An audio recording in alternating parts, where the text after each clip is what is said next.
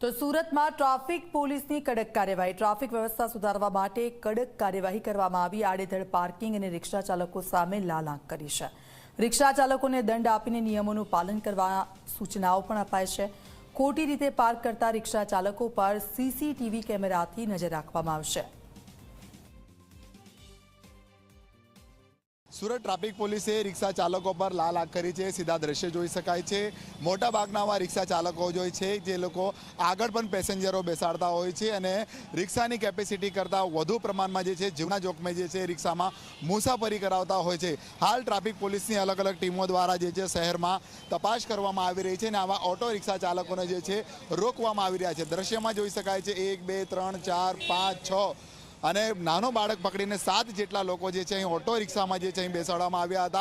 હાલ એસીપી પોતે જે છે રસ્તા પર ઉતર્યા છે અને આવા રિક્ષા ચાલકો ઉપર જે છે કાર્યવાહી કરી રહ્યા છે। કારણ મહત્વની વાત છે કે અનેક રિક્ષા ચાલકો જે છે ટ્રાફિક સિગ્નલોના 4 રસ્તા પર જે છે ટ્રાફિક જે રીતે સિગ્નલો આવેલા છે ત્યાં ગાડી જે છે વચ્ચે રોડની વચ્ચે રિક્ષા ઊભી રાખતા હોય છે અને તેની સાથે ટ્રાફિક જામના વધુ દ્રશ્ય પણ સર્જાતા હોય છે। અને ખાસ કરીને જે રીતના જે છે ઓવરલોડેડ જે છે રિક્ષામાં જે છે મુસાફરી કરીને વાહન लोगों ने बेफाम रीते चलावता है। हर पोलीस जे अहीं कार्रवाई करी रही है।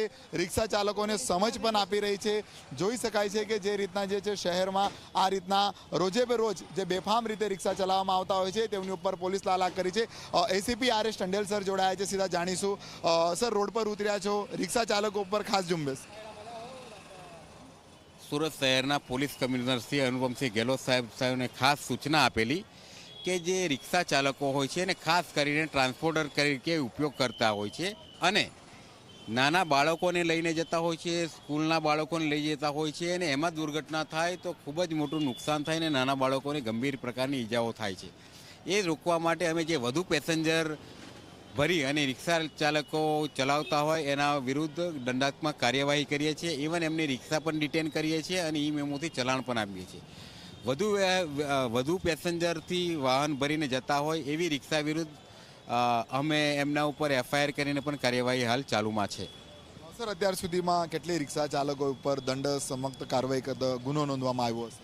રિજન 3 વિસ્તારમાં 23 રિક્ષા ચાલકો વિરુદ્ધ ફરિયાદ કરવામાં આવેલી છે અને ટોટલ 49 રિક્ષાઓને ઈ મેમો ચલણ આપવામાં આવેલ છે। આગામી દિવસોમાં કઈ રીતના કાર્યવાહી કરવામાં આવશે? કારણ જે રીતના શહેરના ટ્રાફિક સિગ્નલો પર જોવા મળે છે બેફામ રીતે આડેધડ પાર્ક કરી દેતા હોય છે રિક્ષાને અને ટ્રાફિકના દ્રશ્ય વધુ સર્જાય છે। હા, ઘણી વખત 4 રસ્તાઓ ઉપર 4 રસ્તાના નાકે જ પેસેન્જર ઉતરવાનો પણ આગ્રહ રાખે છે અને રિક્ષા ચાલકો ઘણી વખત ત્યાંથી પેસેન્જર લેતા પણ હોય છે।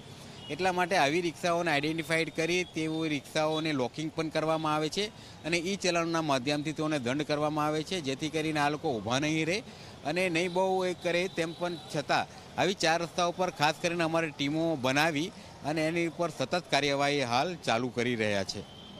ટ્રાફિક એસીપી જેઓ જણાવી રહ્યા છે કે ટ્રાફિક વિભાગની અલગ અલગ ટીમો બનાવવામાં આવી છે ને ખાસ કરીને શહેરમાં બેફામ રીતે આવા અનેક રિક્ષા ચાલકો જે છે ચલાવતા હોય છે અને વધુ પ્રમાણમાં મુસાફરોને જે છે જીવના જોખમે જે છે રિક્ષામાં બેસાડીને જે છે મુસાફરી કરતા હોય છે ને ખાસ કરીને શહેરમાં વધુ જે છે લોકોને સમસ્યા થતી હોય છે જ્યારે ટ્રાફિક સિગ્નલો પર જે છે બેફામ રીતે ઓટો રિક્ષા પાર્કિંગ કરી દેતા હોય છે અને તેને લઈને ટ્રાફિકના દ્રશ્ય સર્જાતા હોય છે। ત્યારે હાલ શહેર પોલીસ દ્વારા જે છે આવા ઓટો રિક્ષા ચાલકોને અટકાવીને દંડ સહિત અને ગુનો નોંધવાની કાર્યવાહી હાથ ધરી છે। કેમેરામેન વિજય બૈસાની સાથે પ્રશાંત